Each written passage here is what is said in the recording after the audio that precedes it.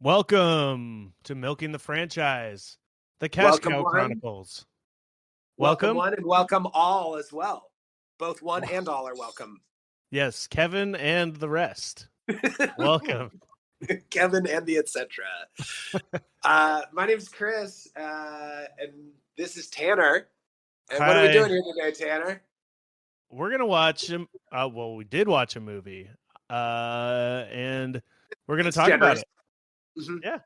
This is the podcast where we watch every movie in a franchise and we break it down, talk about other IP that goes along with it. And we finished this week I Know What You Did Last Summer, the third movie in the series called, what is it called? I'll Always Know What You Did Last Summer. And we also... An elephant never forgets, baby. Yeah. No spoilers, Chris. Jeez. Oh shit! You're right. We'll get to the elephant. For the elephant scene in the third act. We also read a book and watched the TV series, so we'll talk about that as well. Chris, how are you today? I'm good, man. Back working. I have parent-teacher conferences tomorrow, so I get to tell a bunch of parents that their children are little monsters, and but I don't have to make a lesson plan tonight, so trade-offs. Yeah. What's like the like, how real do you get with these guys? Do you do like a positive sandwich where you say like they're really good at this, but this, and then you finish with a positive?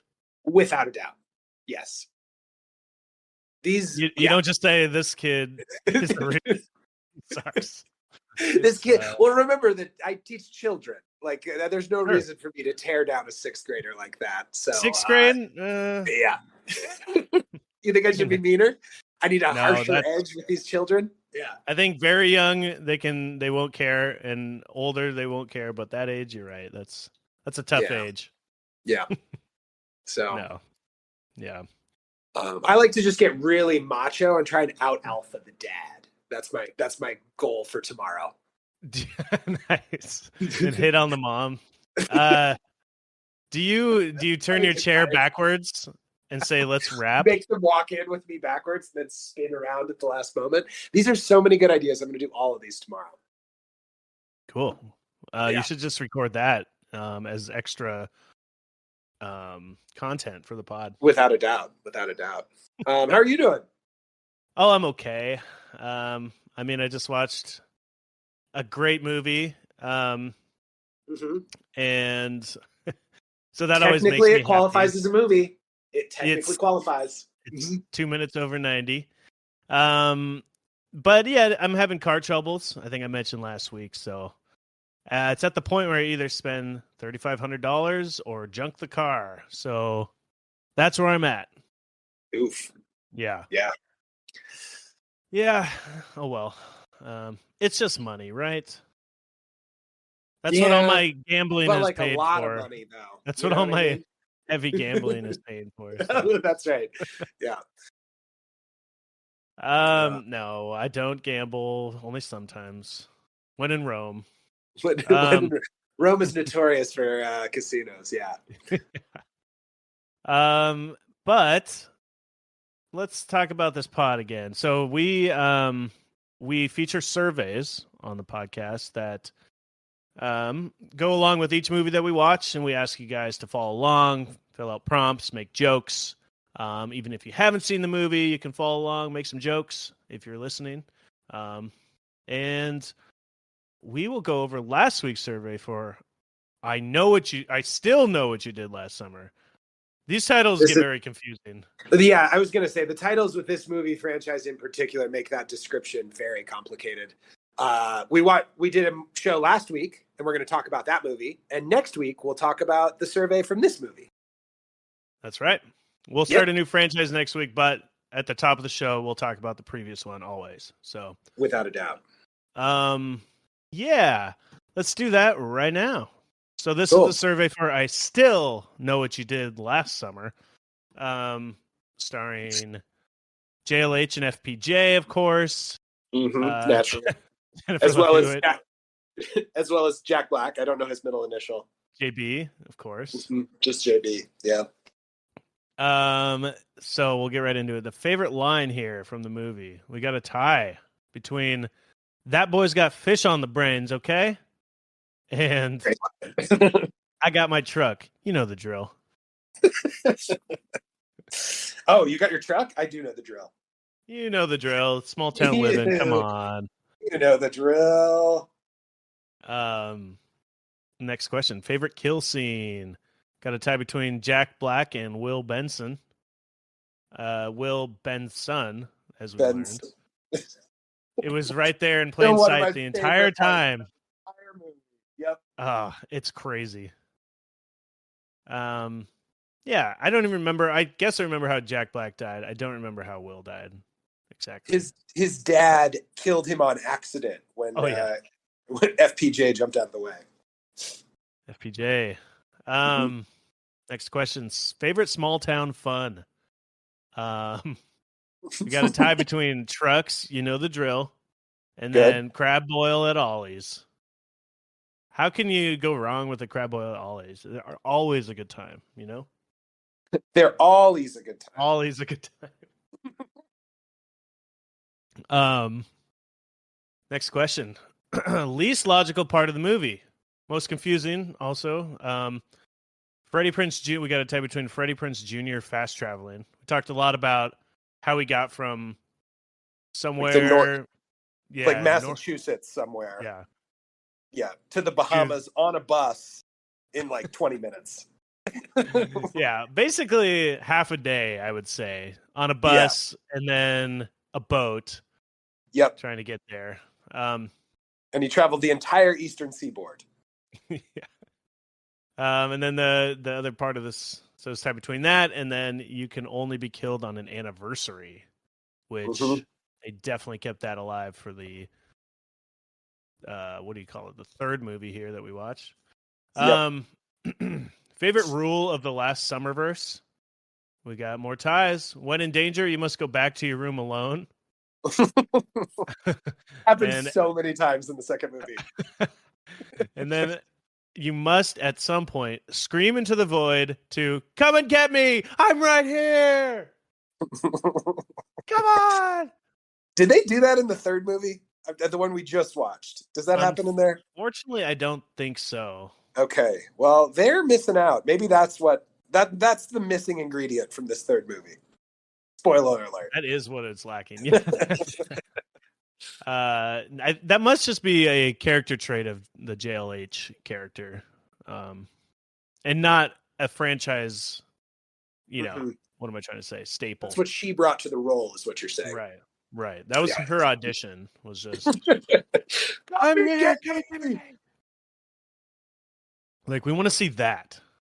All right. So now we got some prompts here. That's the voting stage. Now here come the laughs. Come up with a more accurate title for this movie. We got Killer Vacation. Yeah, that's about right. Yeah. Just get rid of all. There's no point in even making that a sequel, right? Get Chevy Chase in it and just bring the two franchises together. What are your thoughts? Ooh, that's a good idea. Great idea. And then we got I Still Remember What You Did That One Summer several years ago. And even more convoluted, we got Remember That Summer a few years back? Yeah, I remember what you guys all did. Which is kind of where the series would have gotten if they had stuck with the same set of characters, you know? Remember that summer 5 years ago when you did that thing that 4 years ago I tried to murder you for? Yeah. And then every 4th of July since, I've also stalked you and tried to kill you. Yep. I still remember. Okay, next question. What would be a good setting for a future sequel? We got Ireland, Hong Kong, Anywhere but Colorado. Ireland. All right. Wouldn't it be kind of fun just watching a bunch of like limeys fighting against the fishermen? Yeah, absolutely. I feel like it'd be a great movie. Yeah. Anyway. I'd love the accents too. Mm-hmm. Then we got a cruise ship, a submarine, a crew rowing competition.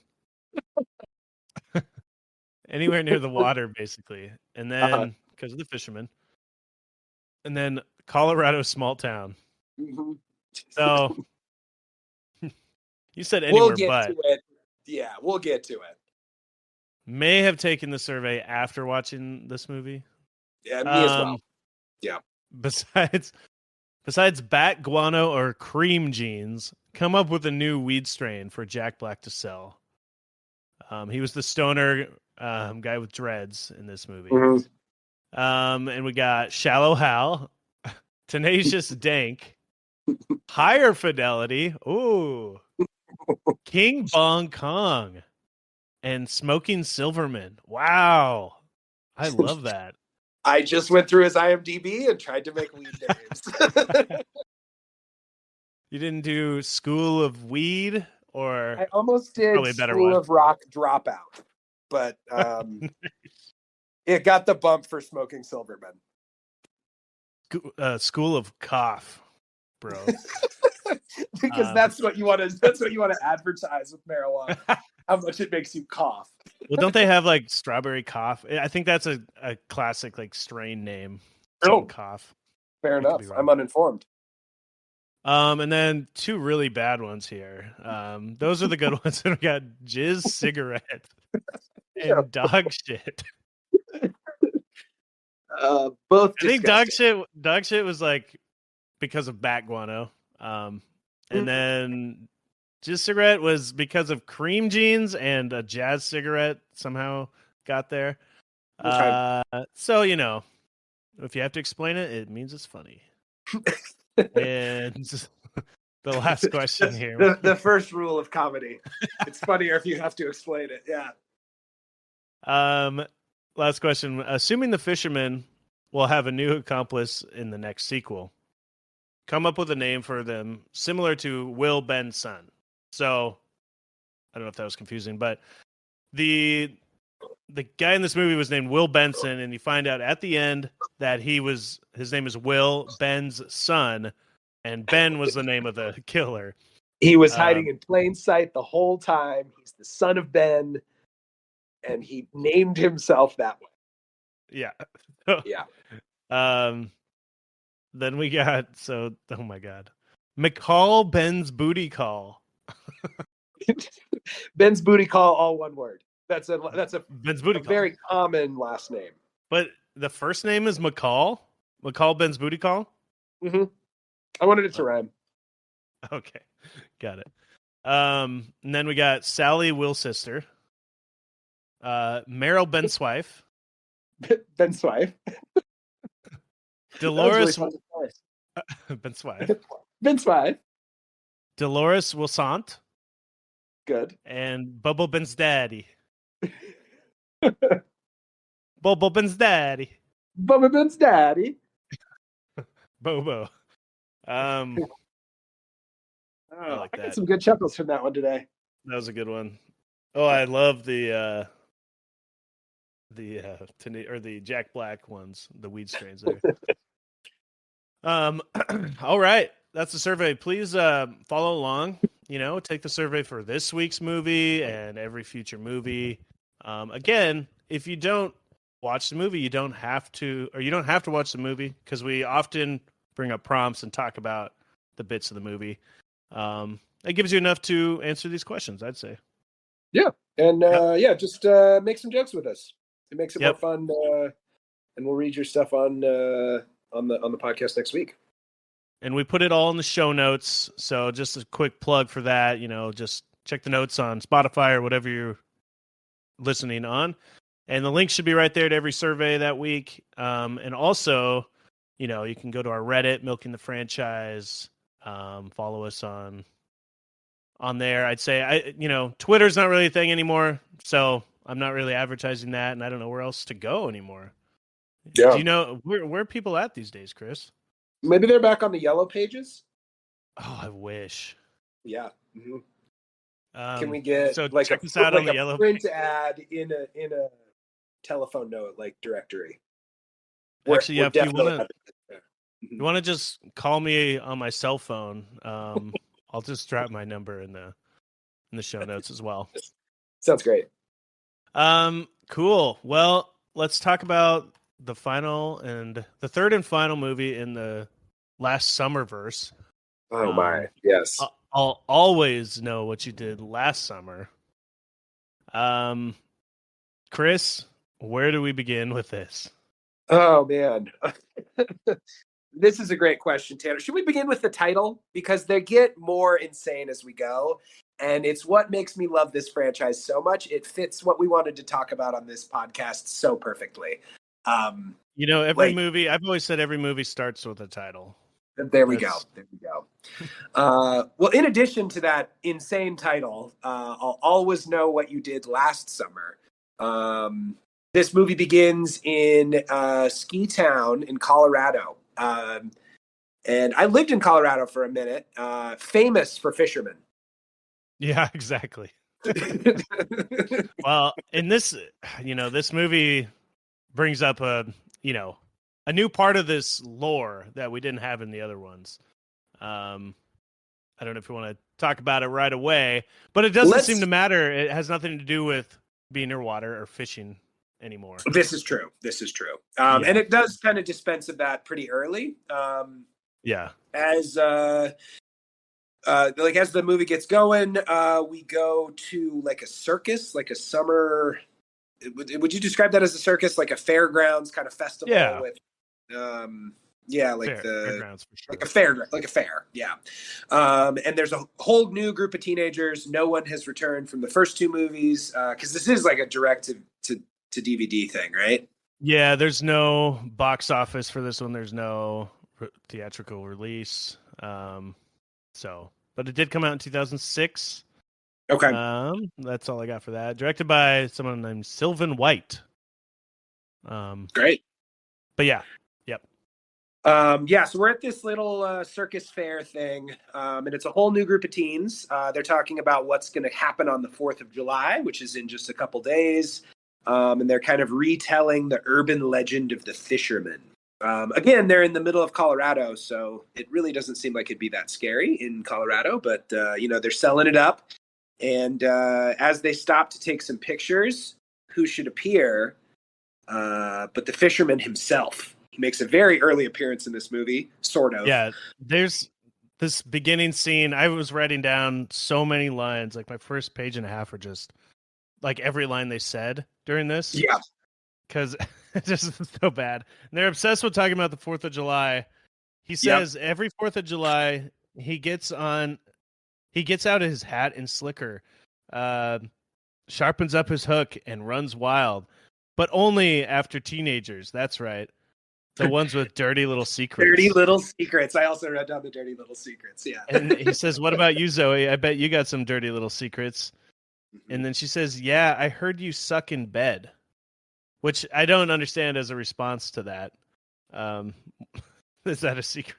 I don't know. Yeah. Is that like a penis-sized joke too? Is that with a little? I don't know. I don't understand it. So one more line real quick is she says, "Please keep from coming." So he's kind of like Santa Claus, only in reverse. He goes after you. He goes after the kids who are naughty.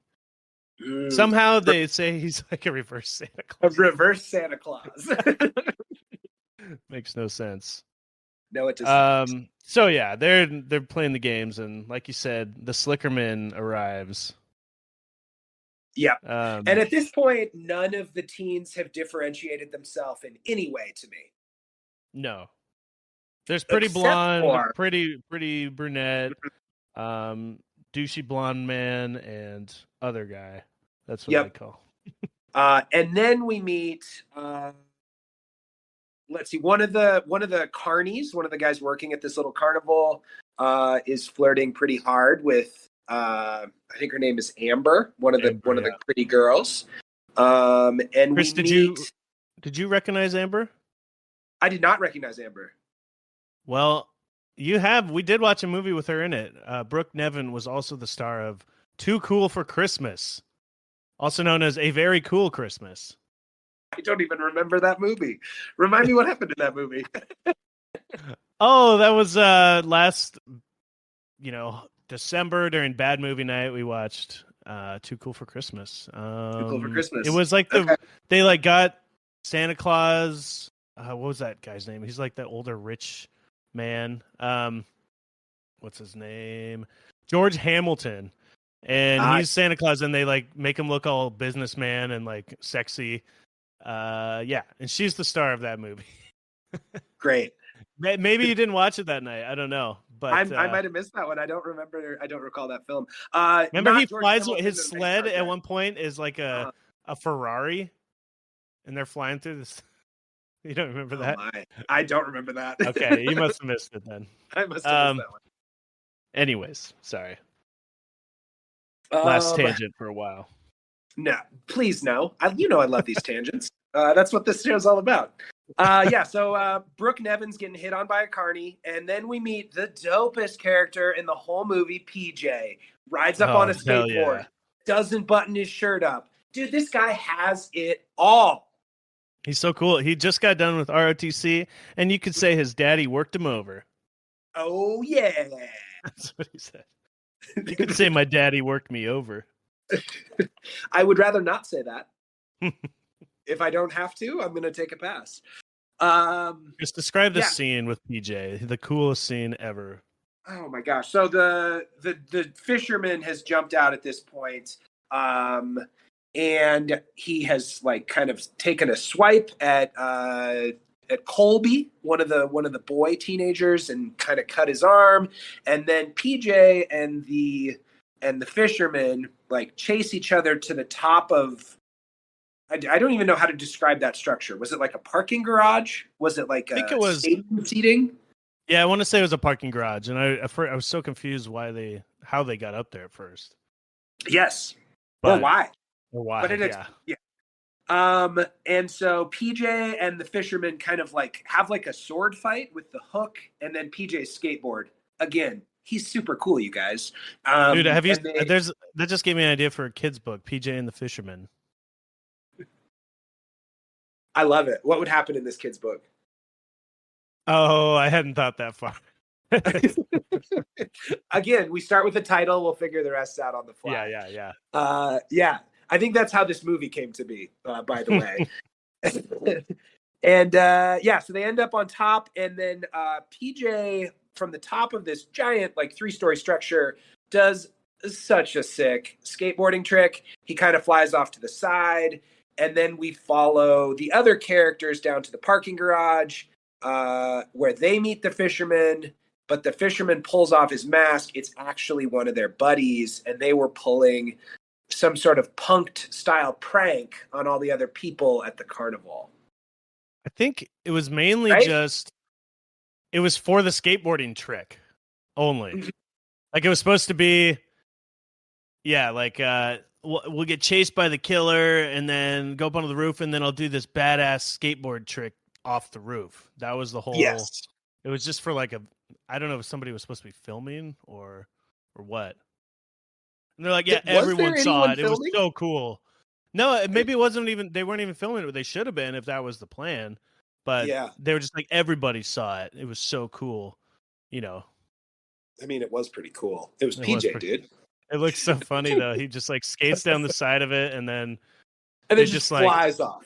Yeah, flies off. And they all think they're all like, "Oh man, that was so cool." They're talking about it a little ways away, and they're talking with the guy who was pretending to be the fisherman, their other friend, Roger, I think.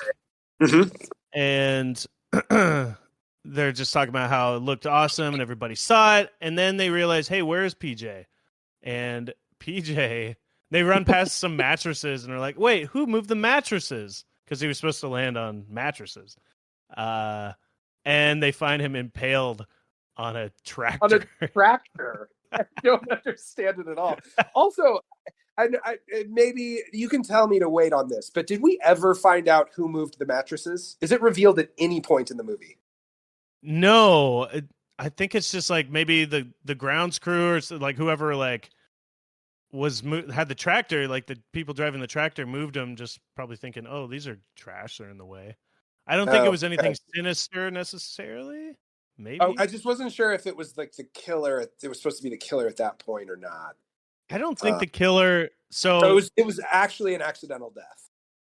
I think so because I think what this movie is, I'm just gonna get it out, is setting up or saying is that anyone in the world who accidentally kills somebody will then 1 year later be haunted by the fisherman. Am I right?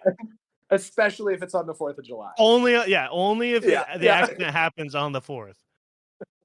That's what they're saying, I think you're right. I think that's the right? legacy this movie is trying to leave with the world. Yeah. Yeah, it's like if you fuck up on only on the 4th of July, mind you, and Mhm. you accidentally kill somebody and keep it a secret, you will be Mhm. hunted by him. Those are the rules. That's like saying Candyman 5 times or 3 times or whatever it is, or Beetlejuice 3 times. He appears. Mhm. Ah, That's what you have to do to summon him is to yeah, accidentally kill him. Yeah. and keep it a secret. You must keep it a secret. Yeah. So Uh, basically, the best character in the movie is already dead. I almost turned it off at this point. yeah, PJ is so cool. I'm sorry, I'm done with my PJ jokes. But it did kind of set up, I mean, with the lore of this franchise, you're kind of led to believe that it's going to be a family member. And PJ's dad is like the sheriff in town, and PJ's cousin was that sexy carnival worker that was flirting with Oh, they were cousins. Amber. Yeah, they set that up as cousins. And Yeah. so you're kind of led to believe it's, if it's like the other movies, it's probably going to be some sort of family relationship, and those are kind of the two that they single out at this point. So, Yeah, so the other movies, they hit the fisherman, and then the fisherman comes back to murder them for leaving him yeah, for dead. And in this one, they just kill a random person, and now a fisherman monster type man is hunting them a because of random person, Tanner. It's PJ. Take it back. it. Well, in the it's true. I know, He's I'm not just kidding. random. He was the coolest kid in town in He's Broken the coolest Ridge. kid in town. Yeah. So right after that, they all kind of go out to the woods and burn all the evidence of like the fisherman outfit and throw the hook in the lake, right? Yes. Which I also was kind of confused. Like, why are they so worried about anybody like realizing that they did the stunt? You know what I mean? It Mhm. wasn't like they pushed him off or something like that. You know what I mean? Right. Yes. It was like And a stunt honestly, gone like, wrong. It was just kind of and an accident. yeah, it was just More kind of an so. accident, and it wasn't even like the fisherman pushed him off or anything. He rode Yeah. off on his own accord. Yeah, Yeah. I it mean, was that's just an like, accidental death. Yeah. yeah, exactly. It wasn't, we're drunk driving, we hit somebody. It was Mhm. like, yeah, they did a shitty prank, but I don't think any of them would have been in actual trouble for it, right? I don't think so either. Because he was part of the stunt. Anyway, so I mean, I don't know the local laws in Broken Ridge, Colorado, so like, might have to do a little bit of true. research. But I'm on board with you. Yeah. Any skateboarding accident is, Mhm. yeah. Um. Anyways, so Also in this scene, Colby has to actually cut his arm because at the carnival he had like kind of faked it, and so he has to use the hook to cut his arm. And then they keep saying the secret dies with us before they burn the outfit because and they he have burns. to destroy the evidence. He puts Yeah. the hook in the fire. Does that make it more like? Does that sharpen it? Right before he cuts himself. Definitely no. I mean, it seems like it would make the injury worse because I don't know. Maybe it sterilizes it. Maybe that's what he Oh, was doing. maybe. Yeah. Because it doesn't seem like you would actually want to like cauterize it because it would just make the wound bigger when it healed. I don't know. Yep. Well, anyway. I don't think the people who made this movie gave it that much thought. They were just like, it'll look cooler if you put it in the fire. Put it in the fire. Yeah. So yeah, cut to it a year later now, right? It's the absolutely. next summer. They've all in typical I Know What You Did Last Summer fashion. It's been a year, and it's the next summer. Relationships have changed. They haven't talked much, that kind of thing. And the girl, Amber, gets a text. See you at the barn party. Oh, yeah. Hell yeah, barn party. Before we get to the barn party, I just wanted to point out, did you catch PJ's birthday? Because she's visiting his tomb. No. His birthday is within like a week and a half of yours, and like within 1 week of mine. It's March 11th, 1987. So this movie is like, we are the target audience, you and me. Oh my God, Chris. Yeah. What did you do on the 4th last year? I know you're a barn party with my friends. I know you and your skate stunts. Barn party. Anyway, let's see here. What happens next? But let's head to that barn party. I don't even know. Yeah, so she shows up there. It's a daytime barn party, and she sees the boyfriend. What's the ex-boyfriend's name? Colby. Colby. Yeah. He sees him there, and she didn't know he was there. He's like, "Oh, my internship didn't work out," and they're on the rocks, I guess. I don't really know what happened with all that, but he didn't tell her that he was going to even be there. So it seems like they're pretty much over now. Now she can get with that sexy biker boy. The carny. I don't really know what we find out here, except for that there's a cool shot of the sexy biker boy behind or in front of an American flag, and it's just like, he's just so cool. He's the new cool guy in my book. Fuck PJ. Fuck PJ. Well, fine. I'm team PJ. Okay. Yeah, I'm definitely team PJ. I've already committed to the bit, so there's no way I'm walking it back now. I don't really know. Yeah, I think that scene is just to break up Colby and Amber and like reintroduce the sexy carny. And then we get a weird little scene where we meet the creepy deputy. He's like very forward with Amber. And he pulls off on a bridge and is just parked like in front of the entire, like, she's like, what am I trying to say? Taking up 2 lanes on this bridge. Parked up right against like the side of the bridge and like looking over, kind of like crying and having a rough time. And he comes up and offers help. Like he's in love with her basically. Oh yeah. Which, yeah. And he's kind of creepily offering to talk anytime. Then that's the end of that scene. They go to some real goes back home. Energy. Yeah. She finds a card on her dresser when she gets home, and you think, "Uh-oh, this is how the other movies went, where they found like a note written to them." Yep. But it's just a nice note from mom and dad and some money. No parties. And I don't know about you, but I really enjoyed what the actual delivery device for the "I Know What You Did Last Summer" note. Yeah. Updated, modern version. She goes to bed and wakes up with 50 text messages on her fucking flip phone that all say, "I know what you did last summer." The number's been blocked, so who could it be? And then we get a scene of her going to round up the gang. Yeah, that scene's funny because she kind of like hears noises, and it's a classic "I know what you did last summer" moment where she's wandering slowly through the house, hearing noises, not knowing where they're coming from. And then randomly a clock in the kitchen just starts blaring loud metal music. And I don't know if that was supposed to be an alarm. At like 2 a.m. Yeah. Yeah, no, you're totally right. Yeah. Yeah. And then she finds her phone with all the messages, which she wasn't sleeping near. It was just out on the kitchen table. But where do you put your phone when you go to bed? If my phone gets hungry, I want it in the kitchen. Throw it somewhere, yeah. But yeah, now they're rounding up the gang, and they go to another barn. I thought they were going to another barn party, but turns out this is just where the band practices, right? Zoe's band. It's a practice barn. That they go to the barn for the barn party. It's a whole barn-based touring system. Well, I was wondering, is the name of the band Barn Party?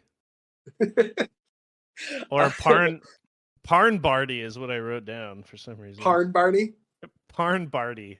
I mean, did you catch the name of the band later on in the movie? Because No. Barn Party is actually better than I think what they ended up with. I think Barn Party is an awesome band name. Okay, let's leave it as Barn Party. And No, we'll what leave was that the as band like name? I didn't catch it. Do you want me to tell you now? Yeah, might as well. It's called Zoe and the Hooks. Oh my god, that's bad. It's really bad. But it fits right in this movie. It's just right over the plate, I think. Yeah, Zoe's become like in the year she's kind of like metal front lead singer in a band kind of style. So I guess that's how she's real Zoomies energy.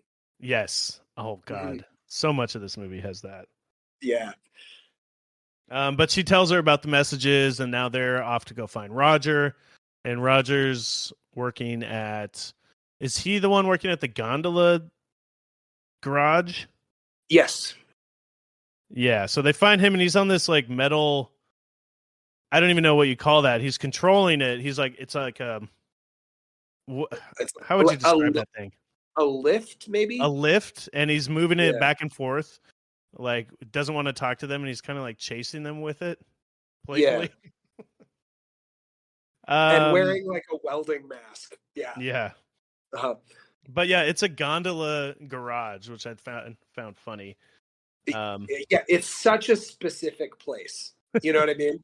Like there's only probably in Colorado, man. Only like 7 of those buildings in the entire United States, and that's where they decided to set this thing.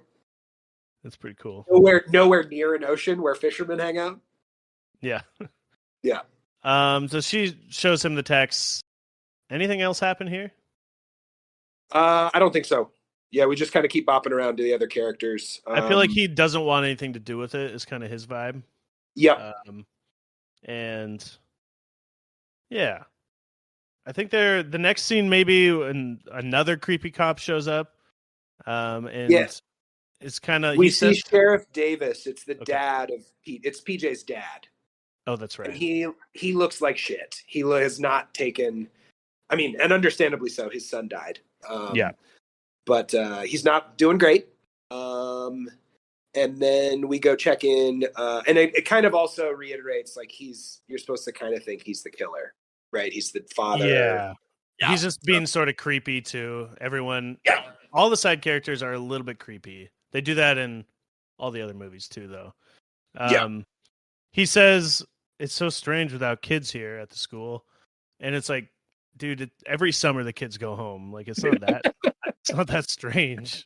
Yeah, or like after school, kids aren't there. Like wait till 3:30 p.m. and this place is just as empty. Every day is like it's so every weird. single. 1 minute they're here, the next minute they're gone, man. Oh, if only there was some way to predict when these kids would be here. Yeah. What happens next? And then we meet Colby, the last of the gang, and he's lifeguarding. Oh yeah. And they kind of confront him, and he's kind of the most like, no, we can't bring it to the cops. Like we made a pact. We're going to stick with the pact. And then when he goes back out to his lifeguarding chair, someone has also written, I know what you did last summer in water on the cement. And, like drips of water. Like it evaporates. It would have been so complicated to get all that in there, I think. To perfectly write something with water, like a water stain, would be so hard. Yeah. Like, did they have a sponge? Nearly impossible. Nearly impossible. Yeah. And then tell us where we go next. I think she goes on a bike ride or something. What does happen? Yeah. She goes on a bike ride. And it also wants us to know that she's a photographer. So Amber takes her camera. She goes out into the hills. She's taking some pictures, and she turns around to her bike, which she left like 10 feet away, not a far distance away. And someone has shredded the tires, like exploded them with a bomb. I kind of missed this part. Yeah. Okay. Yeah, someone really went to town on both of her tires. So her bike is kind of unrideable. So she goes to the gondola like spot. I guess they're near the gondola The place Gondola Garage. the gondola garage, thank you. And takes a Also a gondola good band name, by the way. Gondola Garage. Way better than Zoe and the Hooks. Yeah, so she ends up taking a gondola down, and it's storming outside and kind of creepy. And somebody with a hook, dun dun dun, smashes the window of the gondola. And then also she drops her camera at the same time, and it takes a picture. And at this point, we're not quite sure what it captured, but she had her bike sabotaged, and then someone tried to attack her from the top of a moving gondola. He's on top of it. Yeah, and I thought the camera was going to take a more definitive photo. You know what I mean? Because like they made a point of having it snap right when he breaks through the glass and taking the picture, and then it kind of just doesn't prove or show anything from what I saw. No. She's like, see, that's a hook, and it's just like this messy, shitty photo. And that was the only reason they made her a photographer, I think, was for that bit. And it was completely inconclusive. Like all of her friends were just like, "You're like it's just that's it doesn't pay off or show anything." Yeah, yeah. And they made that her like whole character was that she's a photographer.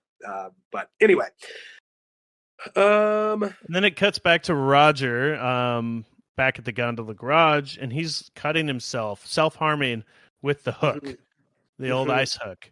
He kept the old ice hook. Yep. And this scene is kind of a chase scene. Now the killer's here after him too.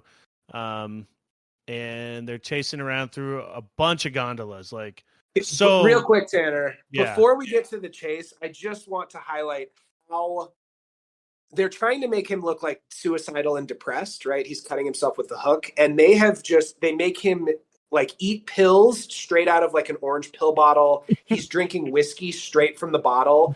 There's playing cards that are just out, because like that apparently signifies like hitting rock bottom or something.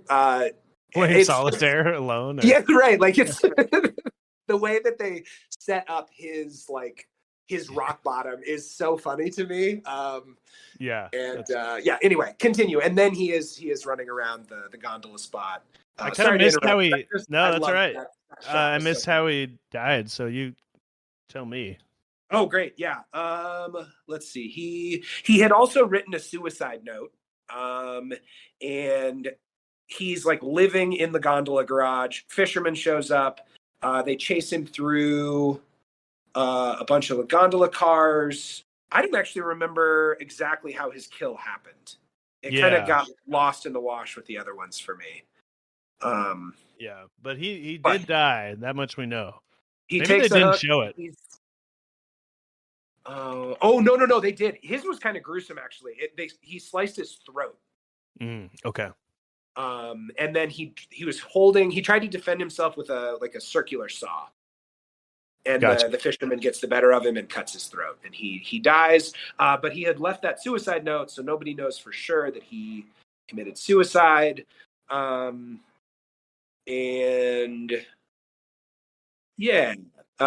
gang had kind of been worried about him because he hadn't been returning their calls. So they actually show up in this scene. So this scene keeps going after the kill.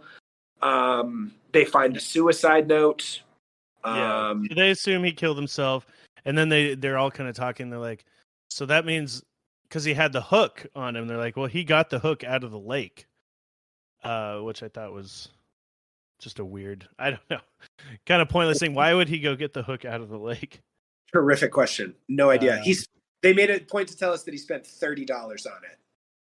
That's true. $39 on eBay. Yeah, that's right.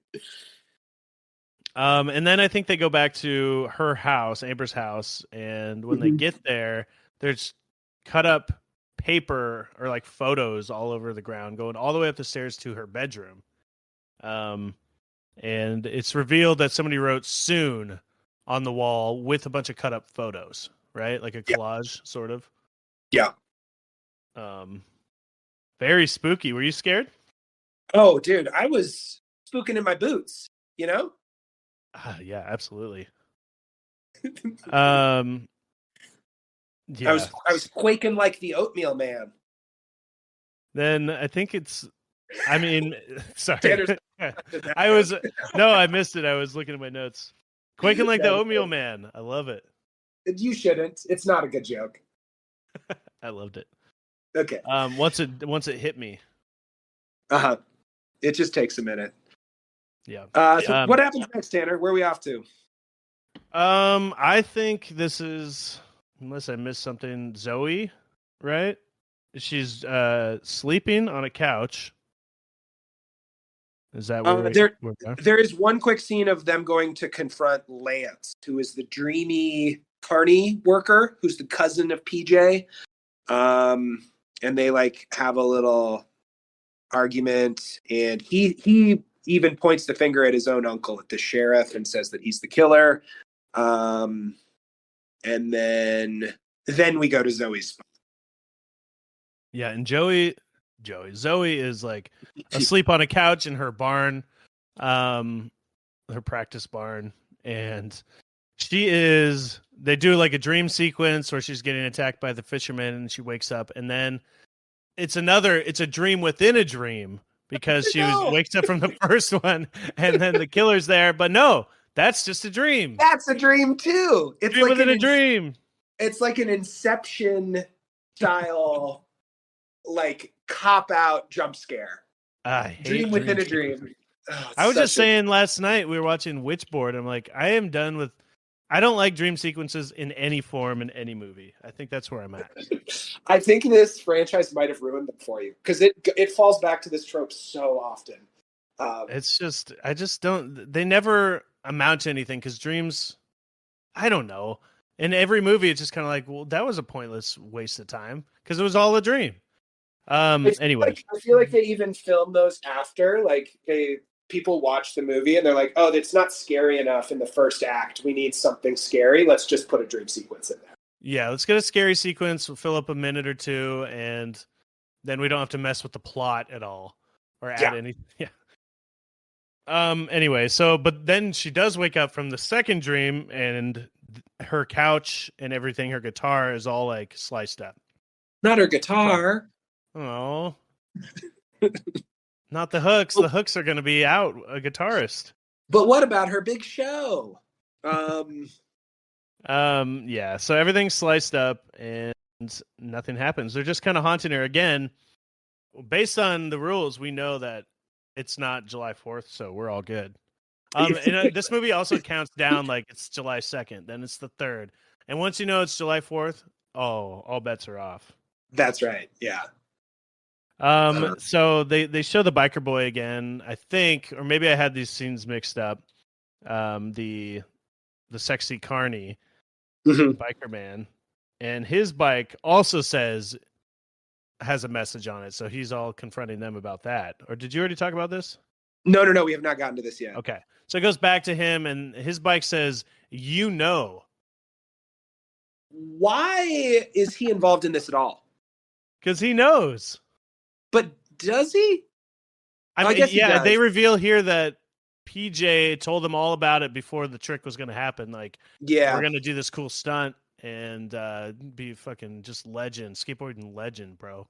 And yeah, so he knew that. Is that enough to be a victim though? That's it's really stupid. Yeah, okay. Like, just because he knew he's being hunted also. Yeah, it doesn't make any sense. Yeah, something. I mean, I guess he's still keeping it a secret. So yeah, secrets are no fun. Secret hurt someone. Great point. That was the thesis of this movie. That's the mantra. Yeah. And as we said earlier, I mean, these are teens with some dirty little secrets. I think that should be like a prequel or like a spin-off thing of this franchise, and just call it the what you did last summer, or you know what you did last summer. And they never explain it. Yeah, so he I think then it moves on to Colby swimming in the pool, getting his reps in, and he gets stabbed by the fisherman, but not killed because it's not Mhm. the 4th. But guess what, Chris? What? It's July 4th now. What? No, dude, no. Sorry. Yep. I I don't do want to put. I want to highlight that night swimming scene a little bit. This we're led to believe that this man, who is a lifeguard, in his free time at night, swims laps. Like, why would he be swimming at night? Well, you never swam at night, Chris?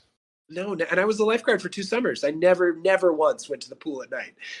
Also, Well, wait, is the that his scene of him is that the getting- pool where he works or I think so. okay. Yeah, I Yeah. don't know. Also, the scene where he gets hooked is hilarious. He's swimming laps and he's doing like a flip turn, and the guy just hooks his foot and then lets him go, and so he like swims away with a bloody foot, and that's the end of that scene. Well, It's yeah, just they're so- only it's not the 4th, so you know You're right, he only it's gets only the haunted a 3rd. little bit. Gets a little slice, little dice. Um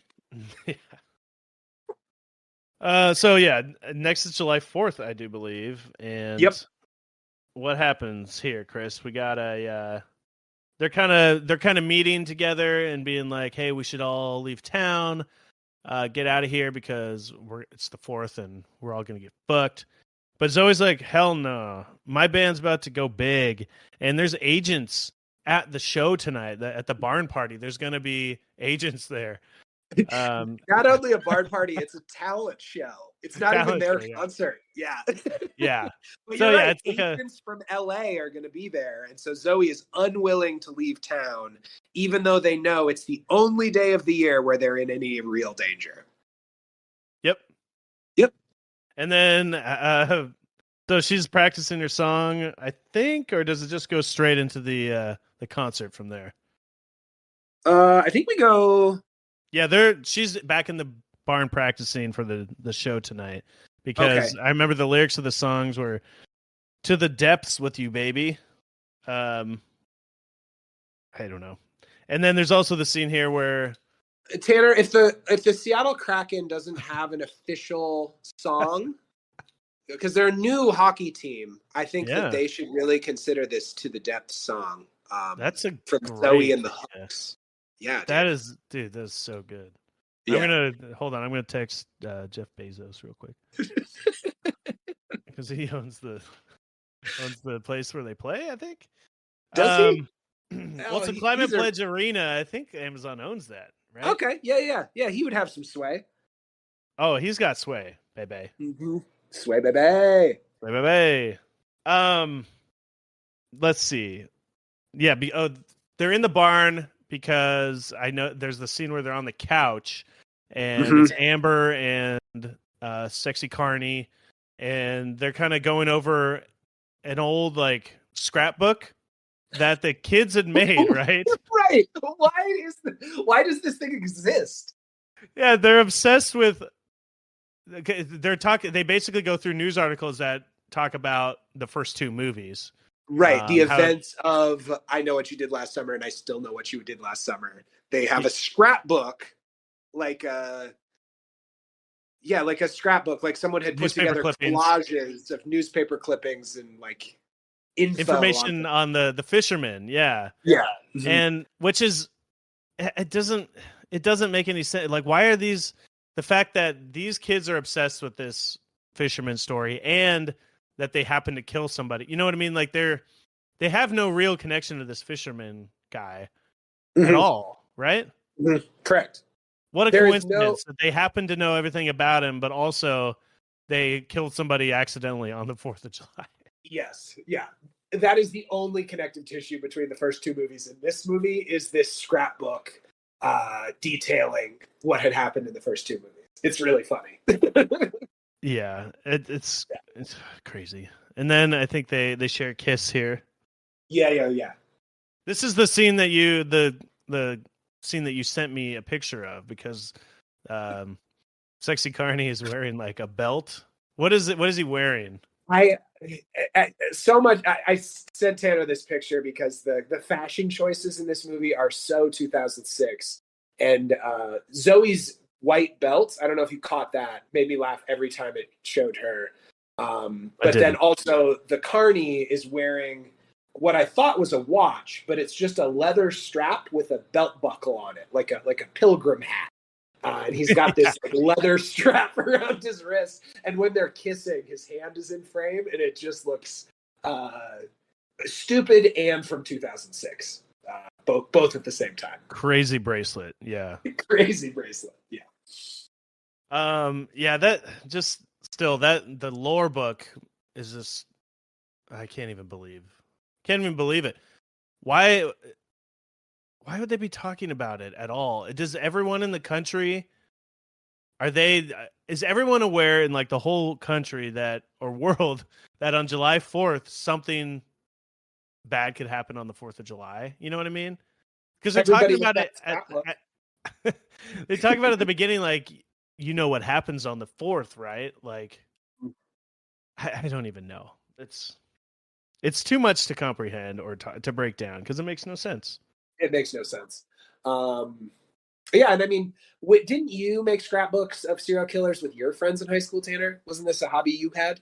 Yeah, and then every time I did, I would magically run into them like the next day. Exactly. We're the same age as PJ. We get their motivations. Oh, PJ. R.I.P. R.I.P.J. And let's see, where are we at in this movie? We did our making out. Oh, I think it's time for the Zoe and the Hooks show. Let's do it. Tell me about it. Yeah, so 4th of July talent show. Colby is drunk and on crutches because remember he got his foot hooked. And Zoe plays her little song. After the show, she's in the back, kind of like cleaning up, taking off her makeup, basking in the afterglow of this epic performance at the talent show. And then a couple of the other kids come back and join her, Lance and Amber, and they're getting ready to leave. And Zoe goes, "Would you chill? Nothing's going to happen in the next 2 minutes." To which the fisherman immediately attacks. And kills Zoe. Yes. There's a little bit of a chase in here. Again, everything in this movie seems to take place in barns. The talent show's in a barn. This chase scene goes through barns. Well, you said you lived in Colorado. I mean, is everything? I mean, how many barns did you hang out in when you were there? Oh, that's a good point. I lived in a barn. The school I taught at was in a barn. I got my master's degree at a barn. All the bars are barns. Now that I think of it, Colorado, it's fully barns. Barn Yeah. bar? Barn bar. All the concerts I went to were at barns. 100% of them. Well, that's actually probably true, right? Yeah. And have you heard of this place, the Salt Shed or something? There aren't roads in Colorado. Just all the barns are connected with a series of gondolas. Excellent. It's a wonderful place to be. Have you heard of this place called the Salt Shed? I think it's in Ohio, but like a lot of big bands play there. But it's just like a really old salt shed, and they didn't do anything else to it. But it's kind of a big hipster band place now. Cool. Yeah. Huh, I've not heard of the Salt Shed. Anyway, moving on. So what happens to Zoe? Zoe gets separated and killed. And let's see, Lance and Amber are there, and the sheriff walks out of the shadows, and you're like, oh shit, it's the killer, you guys. It's the dad, just like in the first movie. But he immediately gets killed also. So it's not the sheriff. Not the sheriff. Nope. Yep. I never thought it was. I didn't. No. I wasn't falling for any of their tricks in this movie. You know, I thought maybe it was the sexy carny at the very beginning. I'm like, oh, that's the killer. There he is. But then I realized after a little bit, there is no like killer. None of these people are the killers, you know? I thought it was going to be Colby, and I thought that the foot thing was a fake. That's who I thought the killer was at this point. And you thought he stabbed himself in the foot? Yeah. Well, what did you think that scene was? A dream or like just for us to think? Bullshit. Yeah. What he told his friends. So that was just like a scene that he envisioned in his mind as a fake, but they just threw it in there like it was real. I will say my theory of this movie makes more sense than what actually happens. Probably. Did you think that even after that, the swimming scene, that it was Colby, or before? I thought it specifically in this scene because he's not running around with them. You know what I mean? Yeah. He's like drunk and kind of an asshole, and he Story already of like Colby's life. Am I right? Yeah. He already used the hook to like cut his arm, and if the foot thing was a fake, you know, if he wasn't actually injured, he could like that's his alibi. So that was my thinking. Sure. But anyway, you're right. It was very clearly not going to be the sheriff, who is now dead, just like his poor son PJ. Also, during this chase scene, did you notice how much reliance on flickering lights this movie had? Oh yeah, it reminded me of Highlander: The Source, like how everything had like the cheap, all the fight scenes or chase scenes were like cheap, like sped ups and like or speed ups and like flickers and quick edits and stuff like that. And I think it's just a cheap trick to like film, you know, fighting. I think you're probably right. It just looks cool for a low budget. You're probably right. It had that same like 2000s metal video vibe, like we talked about in the Highlander. Yeah.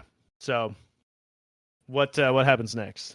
We just lost Zoe just got killed, the sheriff just got killed, and pretty quick after that the fisherman chases Colby, the guy I thought was the killer, wrongly, into the kitchen, and he gets killed as well. Yep. Colby gets chased down and killed. I like how they're all using in this movie, like they're talking on their cell phones through a wired headset through their old flip phone. Yes. So they're just kind of like talking to no one when you like see them, but you can see that they have little wires in. Just a funny, some nice place and a time. Yeah, exactly. Mm-hmm. Yeah. And then so I think the creepy cop shows up. There's two creepy cops, I guess, but one of them just died. But the younger one, who was like kind of hitting on Amber earlier, offering condolences and all that, or consoling. Yeah. And he shows up and has a shotgun and is like, "Why are you guys covered in blood?" And they're like, "Hey, there's something you don't know about last summer," which was I thought was a weird thing to start with. Just be like, "Look, someone's trying to kill us. Like we're not doing anything. Like just say that." It doesn't need the long story. Just give him the murderer on our heels. Yeah, for sure. And then he tells them to like get in the car or whatever because he thinks that they're the killers. Oh no, he knows. He says he knows about last summer. We need to talk about this. Everyone knows about last summer. Yeah, they did a Lance knew, the cops knew, everybody knew. Yeah. Which honestly might have been a better title for this movie. Everybody knows what you did last summer. Oh, that's the sequel, yeah. So oh god, what was I saying? He says that he knows because Roger broke down and told him everything like a week before, right before Roger died or something, and he was so guilty, but he told him to keep it a secret anyway because it's been a year and he's friends with Roger. So the cop kept the secret, he says, for Amber because he was in love with Amber, right? Mm-hmm. Anyway, it's kind of a stupid scene. But he tells them to get in the car, and when they open the door, Zoe's body is in the car. Again, dead bodies moving at incredible rates of speed. I think that's the number one rule of I Know What You Did Last Summer, is that bodies just move so fast. And that one did transfer through to this movie. Like a couple of the other recurring bits in these movies didn't make it to the third one, but that one for sure did. Yes. I wonder if that was intentional, if they thought about something like that. Like, so we got to have bodies moving like crazy. Or if it just happened to, they just wanted a cheap thrill. You know, was it a conscious decision or not? When that first happened, I was like, oh, okay, so this is supposed to be the killer, right? There's the dead body in the back of the truck. But again, they immediately kill him. So the fisherman shows up, and not to spoil our survey, but this has to be the kill of the movie. this guy gets hooked in the crotch and then left hanging off of a forklift. It's like pretty brutal. Yeah. Yeah, so he's shooting the fisherman with a shotgun. Nothing's happening. And then he gets hooked onto the forklift. And they get in the car and run the fisherman over. And now this is where you get revealed that the killer is like a demon man. It's not anybody in their life. He's some like entity or something, like a Jason or something that just like is an unstoppable killing machine, right? Yeah. So he's got red eyes. Whole movie wondering who the killer is, but it's just a completely from left field demon. Yeah, it's like a monster movie all of a sudden. It's not. Yeah. It's not a slasher like murder movie. I mean, people are getting murdered, but you know what I mean.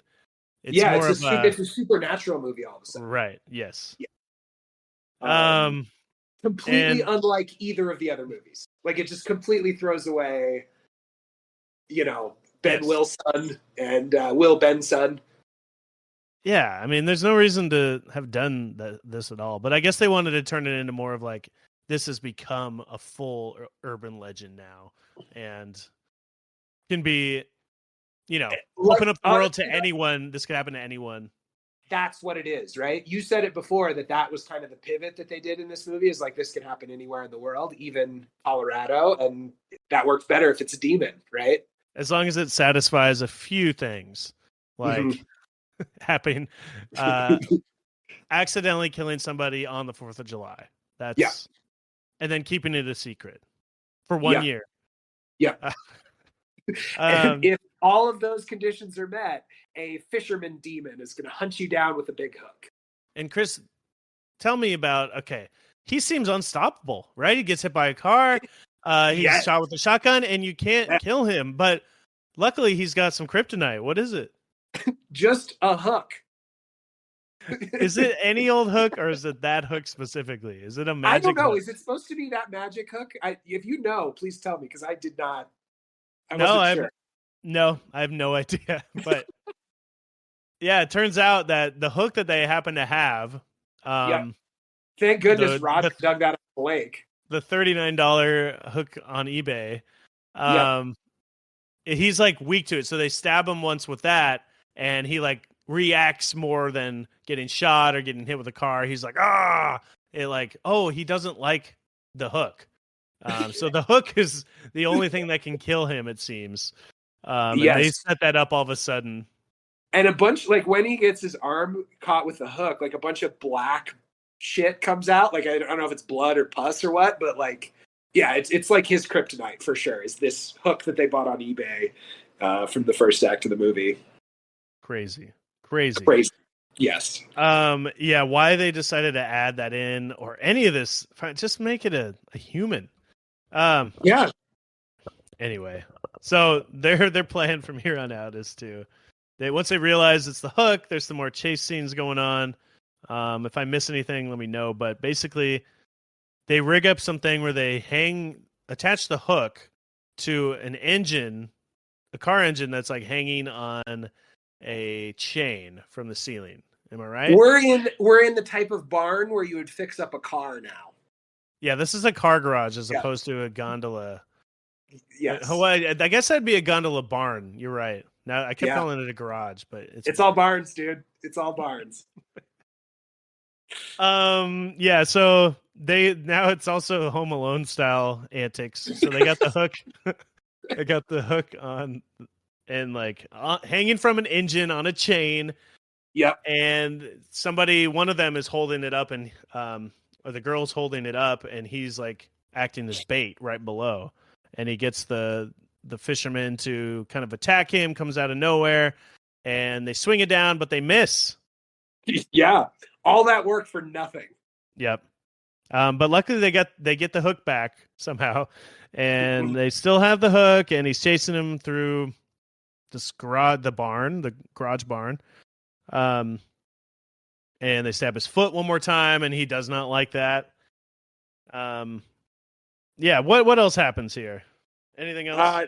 No, you're nailing it. After that scene, they run out of the barn, and Amber starts up this big, crazy-looking snow.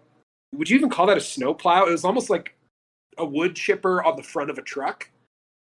I thought it was like a till, like a I think that's what it's called. Like a tractor that goes through and mulches the dirt, or like gets the dirt all mulched up and like ready to Okay. like plant Yes. every year or whatever. So, but I guess it's also a wood chipper. I was very confused about that. Bunch of big grinding, like spinning knife things is really Yes. the takeaway from this thing. And there's a big fight scene. This evil fisherman demon versus these two kids, and at the very end, Amber hooks him in the top of the head, and then shoves the fisherman into the wood chipper, and he's like chopped up into little bits. He's mulched. He's sprayed out Fargo style out of the top. Mm-hmm. Yeah. And Fargo. and they're like, it's over. It's finally over. Yeah. Yeah, I was gonna say the hook is his kryptonite. It's the one thing that can hurt him or whatever. It's like this movie's. This is gonna be a terrible delivery, but this movie's kryptonite is the script, and I just wanted to say the word scriptonite. Is that something? Oh man, it took us a minute to get there, but that was worth the walk. That was a good joke. I liked that a lot. Yeah. I didn't have time to form it, but I'm glad you enjoyed it. You didn't need to form it. Scriptonite is all you needed. It wrote itself, unlike this movie. Unlike this movie, exactly right. Okay, so we think it's over, Tanner. We get a little credit. We get a little scene before the credits roll. Amber is driving out to California in her Jeep, and she gets a flat tire, and it's similar to the flat tire she got on the bike, where someone has completely ruined every single part of the tire. And what happens at the very end of this movie, Tanner?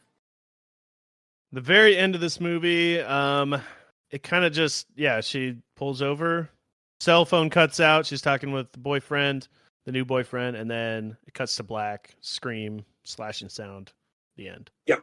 Yep. Yep. Yeah. Wow. What a movie. You could call it that. It satisfied the requirement. All right, Chris, what did you think of Always Know What You Did Last Summer? Man, I think I liked it. It's Okay. like, Ooh, what a take. I know. It's so low budget, especially compared to the other two. We're missing the charisma of the cast because, like we talked about in the other two movies, like Freddie Prinze Jr., Jennifer Love Hewitt, Jack Black, Mekhi Phifer, Brandy, all fantastic young people to be scared and running away from a killer. This did not have those things, but it's just so insane. It's so crazy. I enjoyed watching it, if nothing else. What did you think of this movie? Oh yeah, it's just trash. Direct to DVD. Yeah, straight crap. into your veins. No, I mean, it's funny in a bad movie sense. I was like cackling quite a bit, especially at the lines at the beginning and kind of the setup. Also, like all the crazy, just it has to happen on 4th of July. They really dug into that, and then the ending was amazing too. The cast is semi-watchable, I think. Yeah. She's like the Amber's okay. But they didn't give their best stuff, that's for sure. Yeah. It's bad. It's a bad movie for sure. It's a bad movie, yeah. Do you have any MVPs of the movie? I mean, obviously the beef for both of us is just everything. Do you have anything that stood out? That was good. Man, what was good? I respect that this movie took as many big swings as it did. I think it would have been easy to just have like Ben Willis come back and he's chasing some kids around New England, or the Bahamas or whatever again, but they literally took it to Colorado. No one is attacked. Like, but I don't know if I have an MVP. I don't know that I care for any of the actors enough. Do you have an MVP for this thing? Maybe the hook, the magical hook. I think that's the MVP. Oh, and don't forget about PJ, baby. Oh, PJ. PJ's MVP. I don't want any debate about this. Right. Let's argue about second MVP. Whoever was the second most important behind PJ. Yeah. It did say that the movie was announced in 2000 and was meant to star the original survivors of the last movie, but then it was left alone and nothing happened, and it kind of got dumped as like a direct-to-DVD movie. Yeah, there's not a whole lot on this. You know, I can't find the budget. I have no idea. It probably didn't cost too much, but didn't. Also, normally we'd do the box office here and talk about, like, you know, did his performance dictate, or did his performance make it worth earn? Yeah, did it make money? Did it earn another sequel at all? Chris, do you think that there should be more sequels to this? Where do you think the franchise should be going from here? If this is all that's left, what they put in this movie, I think this one's done. I still feel like they could have made a direct sequel to. I wish we could see the sequel with Brandy and Freddie Prinze Jr. and Jennifer Love Hewitt, because I think they could have made another one or two of those. But this movie is kind of out of ideas. Oh yeah. What did you think? Oh yeah, the franchise is dead. Honestly, like we talked about before, the original story, and I'm looking forward to talking about these other iterations. But the original story is good, you know, the accidental death and like being haunted for killing somebody and keeping it a secret. But this has nothing to do with that. This turns it into a monster movie. Movie for no reason. Yeah. So, you know, it's bad. And I'm glad they stopped. So you're glad we don't have another fourth sequel to watch next week? I don't think I would have even we wouldn't even be here if there had been another direct-to-DVD sequel or two. Like, we wouldn't have picked this one at all. Yeah. Let's see. What else? We can't talk about box office. What else can we talk about here? Before we get into the milk. Do you want to let's rank them. Let's rank the I Know What You Did Last Summers. For sure. You go first. Okay. I did this with the Highlander, and I'm regretful that I have to do it again, but they get worse as they go. But I will say number 1 and number 2 for me, I thought they were both enjoyable for similar reasons, and then there's a big drop off to this one. What did you think? I'm gonna go 2, 1, 3. You like 2 better? Well, I just think I had more fun watching it, and it is a pretty fun movie. It was just that, like, the first one is obviously better, but not quite as fun to watch. Like, the other one had, like, but it's still, like, bad. It's not like a great movie, you know, the first one. Yes. But the second one had, like, the bad movie appeal that I like, where it was, like, fun in a bad way. Yes, just so over the top. Yeah. So that's going to be my bombshell ranking there. I love it. Everyone's going to be Xing about it after we drop this episode. Is that what they call it, by the way? Lighting up. Yeah. All right. Is this here's a good question that we need to talk about. Is this movie timeless, this franchise timeless, or is it a time capsule? Dude, 100% time capsule. Yeah. This movie is so of the night, or this franchise, like the first 2 movies are, I think, great because I remember that time. I think that was why I enjoyed watching them so much. And a lot of my favorite parts of this one were just stuff that I remembered people like dressing like or talking like in college. I don't know. Dude, what do you think? like the low. Timeless what is time it? Capsule. like the low-rise jeans. Is that what they're called? Yes. Where like you can see their belly and like the jeans are low and those god awful belts that they're all wearing. Yeah, it's a time capsule for sure. Like the story could be timeless as like it's a the original book and all that. It could be remade and told in different ways, and I like the initial seed. But yeah, I'm excited to talk about that because I read that book. So I'm excited to get to that with you a little bit today too. Yeah, do we want to do any other franchise wrap-up questions real quick, or do you want to move into that? Where would you take the franchise if you were in charge of this thing? Is it time for a full reboot? Do you need to leave it alone? I think full reboot would do. I think they were talking about doing a legacy sequel though with the original cast, so we'll see what happens there. But yeah, I mean, full reboot. I think like the show, which I'll get into in a second, did a pretty good job. It would have benefited maybe from better quality, but yeah, I think a full reboot would be in order to start again. Okay. Yeah. I mean, obviously this sequel can just be completely forgotten about. Yeah. But yeah, do you want to talk about The Milk? This is the part of the show where we go over other IP and talk about that. That has to do with that. Do you want to move into that now? Yeah. I'll go first. Do you want to start? Mine predates all these movies, right? Because I read the 1973 book by Lois Duncan. Called I Know What You Did Last Summer. I talked a little bit about it because I'd read the first 2 chapters for our first episode.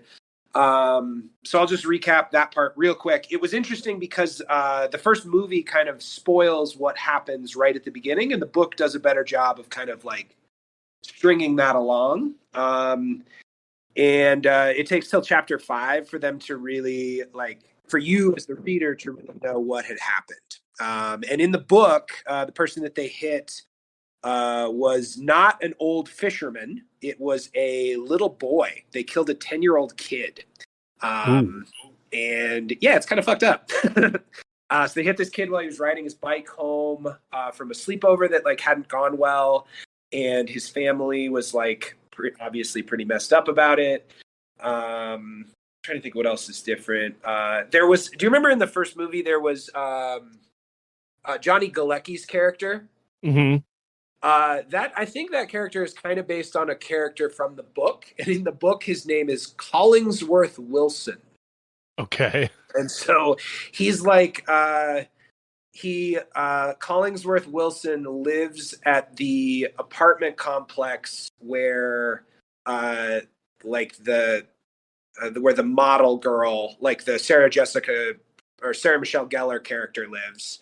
And then the other girl, the Julie James character, is dating a guy named Bud, and he's kind of a boring boyfriend, and she's still secretly in love with Ray, right? So a lot of the dynamics are the same.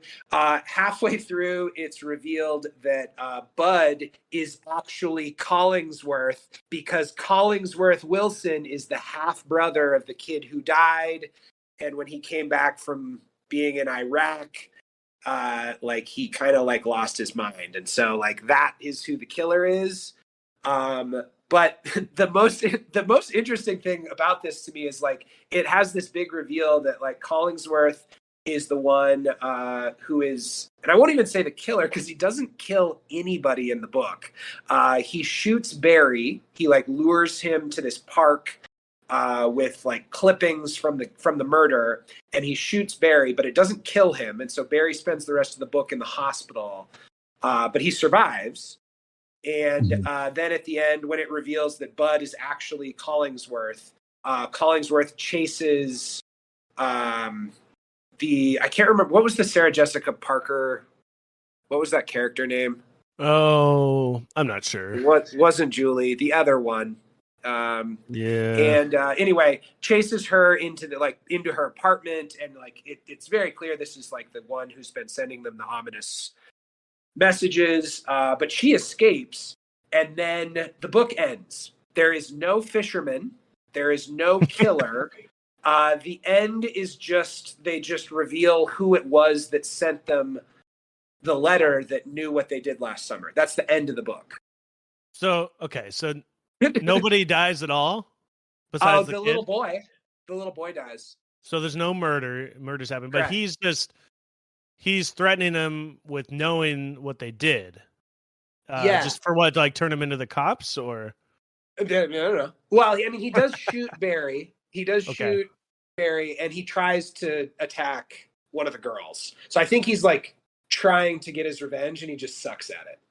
Okay, but it's not like a slasher thing. No, that's kind of what I was thinking. Yeah, there's no serial killer. There's no hook. There's no fisherman. Like it's just like the whole mystery is like who is leaving these notes that knows what they did last summer. That's the whole mystery. Right. Yeah. Crazy. Yeah.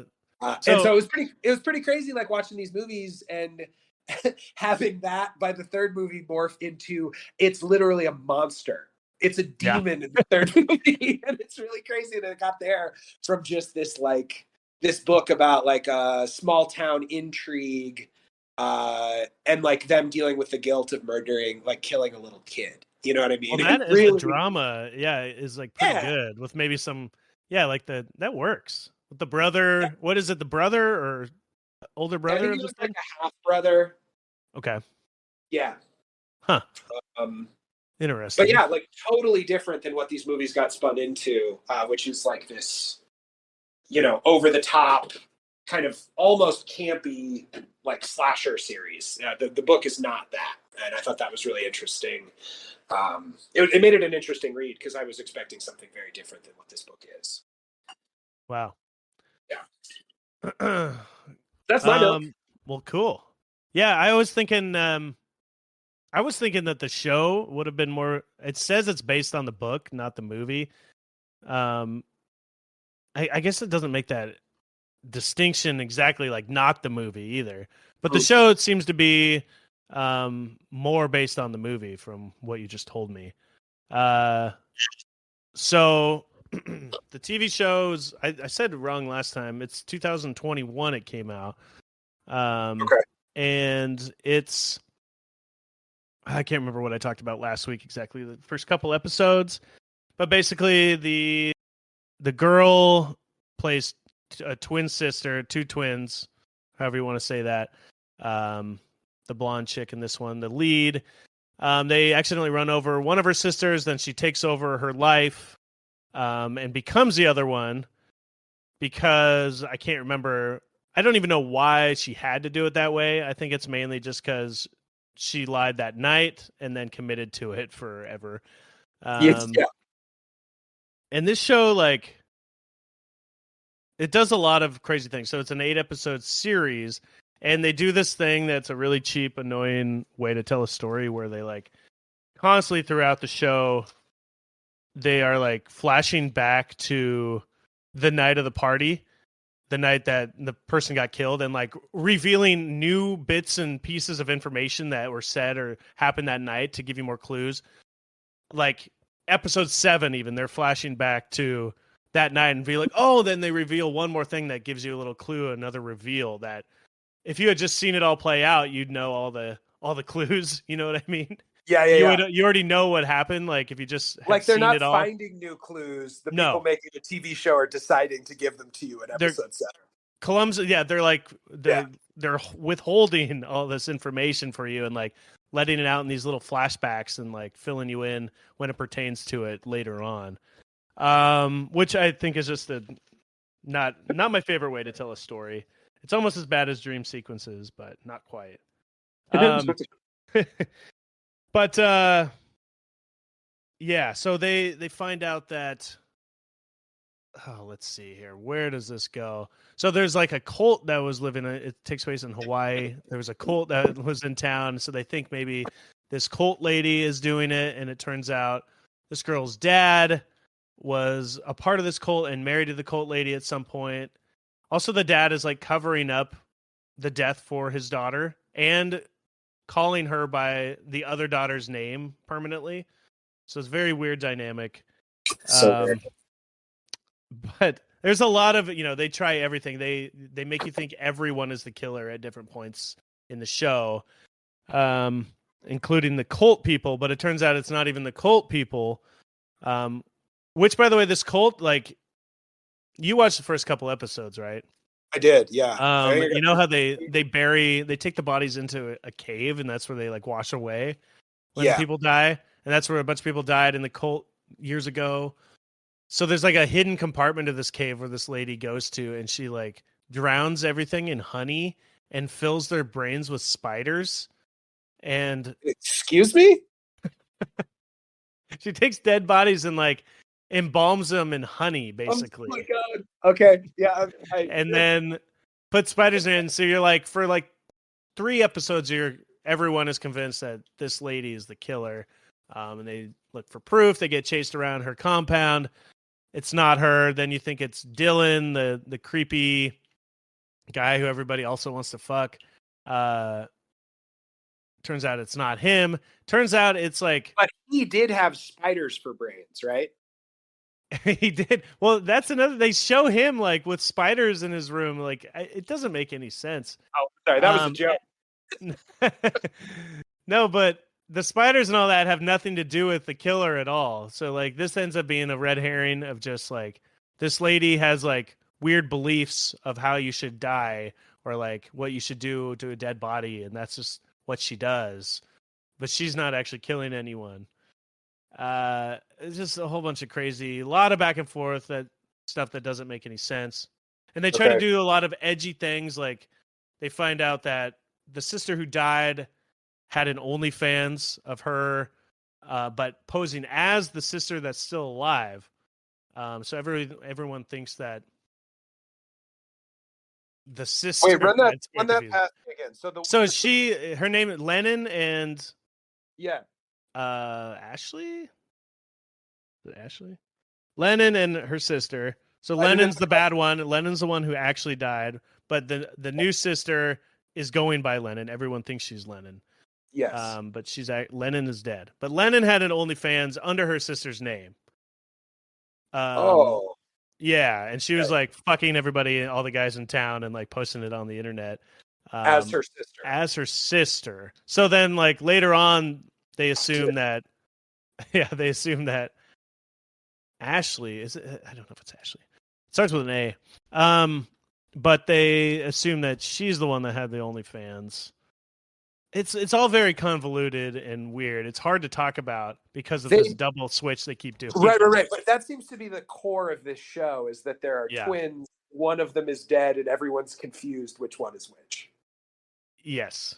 Yeah. Yeah. And so there's some things where like she starts revealing to some certain people, like Dylan, like I'm actually this other girl. And her friends are also like suspicious of her because she isn't acting like the same person, because she's not the same person, you know? And it turns out one of her best friends is the killer. The chick, what's her name? The Asian chick. Like her best friend is the actual killer. And she's been killing all these people for reasons that I didn't understand and they didn't make clear. But in the end, when it's revealed that she's the killer, she tells the cops it was Dylan, and Dylan goes to prison, and Lennon does not turn her in because... Wait, who's Dylan again? Dylan is like the boy that she was sleeping with or whatever, that fucks the girl at the party and all that. The guy that they were both into in the first episode. Yeah. So basically he goes to prison for these murders, and it wasn't him, and Lennon, or the whatever Ashley her name is, doesn't say anything or doesn't like give up her friend. Dude, even though she was never friend. She always hated this other girl because it's the sister. It's so hard to talk about, but what a weird show, man. Because this girl was like in love with Lennon, and that's why she was killing people or something to like help cover it up. I don't know. It doesn't. But basically, she doesn't say anything or turn her in, and they like it just kind of ends with Dylan in prison forever. And maybe they were trying to set up another season of that. But it was sure, like yeah. So the next season would start with him getting out of prison or something, or like Yeah, or them, Lennon maybe finally telling the truth about it. I don't know. Yeah. Okay. Yeah, a lot of Kind of confusing like, stuff. A lot of kind of like edgy. Trailer Park Boys, where it always ends with them going to jail at the end. Yeah. But yeah, maybe Dylan could have came back as the killer in the second season after being in prison for 30 years. Yeah. Yeah, there's just the edgy, like the OnlyFans stuff, and like there's. It reminded me of All the 13 all the Reasons drug Why. What's that? all the drug use in the first episode we talked Drug last time. use. They're all Like, fucking it's each like other. yeah, At one it's just point, this very girl. California. One point, the girl that's the killer is doing mukbang live on camera and gets sent to um, a a mental health facility, and I think that was supposed to be the clue that she was the crazy one. Should I ask what that is? I I was don't know, hoping and I you don't know if would. I want to. Mukbang is. I learned it from my friend Nick's friend, Dude, Teresa, or no, that's not her name. Something like that. But it's like these videos online of people that eat on camera, really loud and kind of like lip smacking, almost like ASMR, but it's more whatever. It's more like overeating focused. That makes sense. okay, Yeah. and that has a name. Yeah. It's called mukbang. You can look it up All right, on I'm not YouTube. going to. I'm not going to. Um, yeah. Anyway, Huh, she was like weird. doing that on That's camera. I really thought from the way that they filmed. I mean, the first episode, the girl's reaction to murdering her twin sister was really weird, Yeah. and it's weird to me that that didn't. I like, yeah. I think I just assumed that she was going to be more involved in her sister's murder than not at all. You know? Yeah. At one point, the body of her sister. You think that maybe it's the sister that's killing for a while because they go through every aspect. Everybody's a suspect at a certain point. The dad, the cult leader, all the kids are suspects. Even the cops. But her body like washes up on shore and it's like kind of preserved. And then I think that's when you find out that, or later on, you find out that the cult lady had been preserving these bodies in honey for whatever reason. And one of the girls that died, Riley, one of their friends, there's a whole episode where she gets her arm cut off, and is like she's stabbed through the chest and gets her arm cut off, but is alive. And in the morning, she like the whole episode, she's like crawling to safety, trying to contact somebody, she even is like by the road and never like nobody ever finds her. And she makes her way all the way back to Lennon's house or whatever, where they own like a hotel or a bungalow or something like that. And she makes it there and then ends up just dying right outside the property. Anyway, like a whole episode of her not. One episode ends with her. You think she's dead, and then she's not. The whole episode she's getting back, but doesn't die. She dies right at the end. It just like they spent that whole episode her like crawling back, and then she just dies anyway.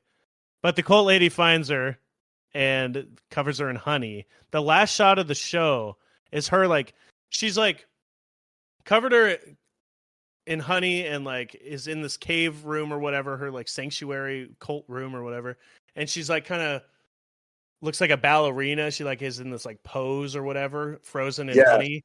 And the last shot of the series is her opening her eyes, that girl. And which doesn't make any sense because it's been at least weeks since she's been dead and covered in honey, because at one point there's like a 3 weeks later thing. Yeah. What's that? I also like to imagine that the cult leader is like filling this giant vats of honey with those little bears, like the little like things of honey. That's it. Oh, the bears, the little honey bears, the little ones. Honey bear, like, yeah. I'm imagining her buying like parts of that. That's insane, dude. What a crazy show. I know. Okay. Yeah, and it has nothing to do with the book. And so again, there's no fisherman, no hook, anything like that though. And they never ever show the killer doing anything. Maybe you see the knife a bunch coming in, people getting their hands chopped off from the side, but you never see it like a person ever. So there's no fisherman, there's no hook in this one either. Nope. Okay. Yep. That's a purely movie franchise edition, I guess. Yeah. Yeah. So that's the show. Crazy. And I think that's the franchise. I think we hit all of the parts of I Know What You Did Last Summer.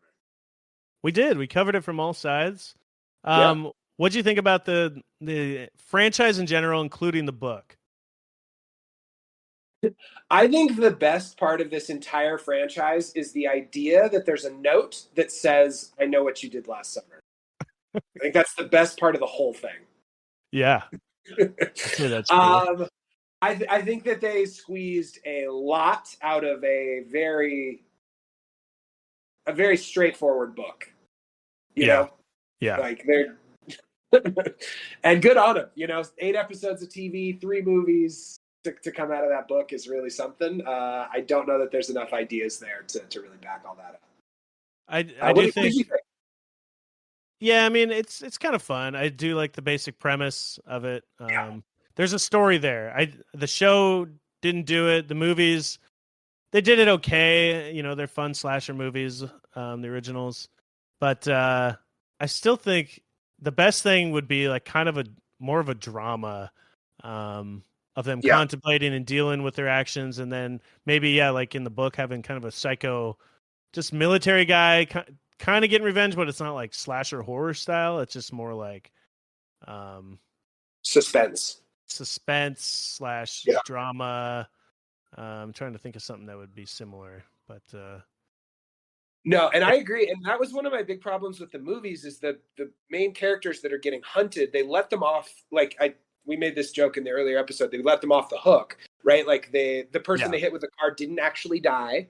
There was no like moral gray area. You know what I mean? They basically got to be the heroes of this movie, even though it was because of their own actions, and never really had to like struggle with that. And I think that's I think the best way to do it was like they did never do it. Yeah, you kill a kid or something like that. Somebody that's like, the best way to do it is have that. I think kid or whoever, and then a year later, one of their family members is kind of like stalking them and threatening them and making them feel bad for their actions, kind of thing, rather than and maybe threatening to turn them into the cops. Not even trying to murder them, but just like making them, feel bad. Basically, just like guilting them and make them deal with the guilt. I think that might be a good way to go about it. So maybe one day we'll get that adaptation, but not before the Legacy sequel. Honestly, if it's as much fun as the second one, I'm on board. I would go see that at a theater. Yeah. Maybe the original writer will come back. The Scream writer.